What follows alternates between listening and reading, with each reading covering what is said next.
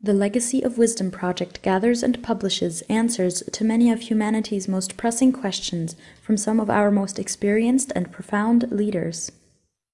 If somebody wants to essentially live a conscious lifestyle as they age, what kinds of elements should they try to create around themselves in order to live a better lifestyle later?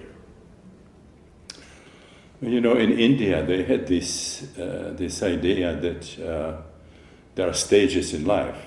You're a child in a family, then you're a student, then you are, you know, a husband or a wife. You have your job and so on, and then at a certain point you reach some kind of a stage in your life when you want to sort of start preparing for the departure. You start sort of detaching and preparing for death. Jung was also talking about, you know, making that that kind of division there, that and talks about the solar and the lunar aspect of life. The moon, something that dies, that sort of grows and dies, whereas the sun is the permanent principle that actually gives the light to the moon. And he said, if after you are 35 you have not somehow discovered the transcendental aspect of humanity, you're in trouble. And if you discover it too early, you might also be in trouble. So there's a certain balance. Now, you know, I can see how it would be easier to do it in some kind of Himalayan ashram, but I think there are other ways of doing it, which is what I became aware as dying before dying, sort of going through the death rebirth process, where you somehow dissociate from your identity from the body, and so that as you are coming close to death, you're thinking about it as you know, a process of abandoning the body rather than end of who you are. And I think for us in the West, the problem is to be able to live spirituality in everyday life. And it's a challenge, you know, in a culture where there's so many incredible temptations.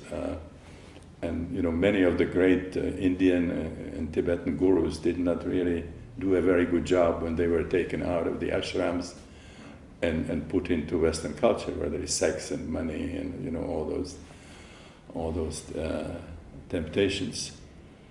So I think there is something to say for dying in a circle of friends.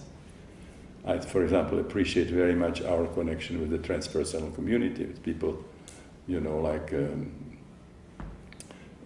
Ram Dass and Jack Kornfield and Francis Vaughan and Roger Walsh and Ralph Metzner and so on, where all of us have done some, you know, pretty significant work on ourselves, and then we can sort of function as a support for each other. So I would prefer to have those friends around than being somewhere sort of alone.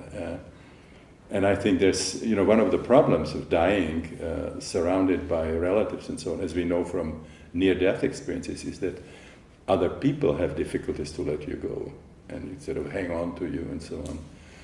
And I have trust in my transpersonal friends that when the time comes, they would say, you know, it's your time, go.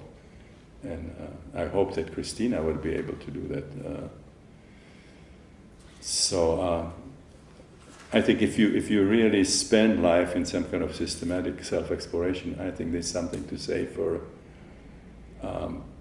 being surrounded by, you know, not a lot of people, but sort of a close circle of people who have some kind of insight into the process of death and letting go. But in terms of the living of the life for the 20 or 30 years before that one comes, is there a kind of quality of life that you would recommend people try to bring into their lives? You see, I have seen many people as a psychiatrist who basically don't have anything but their work.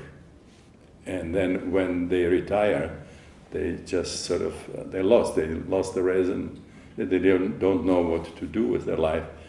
I had the other problem that I cannot really very easily retire because all the interests and the commitments still sort of continue. So it's more my body telling me, now with my back, with my legs and so on, I cannot do all the travels I would like to do.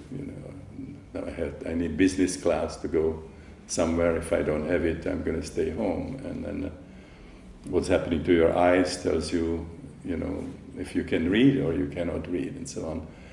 So in some sense, what we try to do in spiritual practice, which means that detachment and so on, is the body is doing it for us.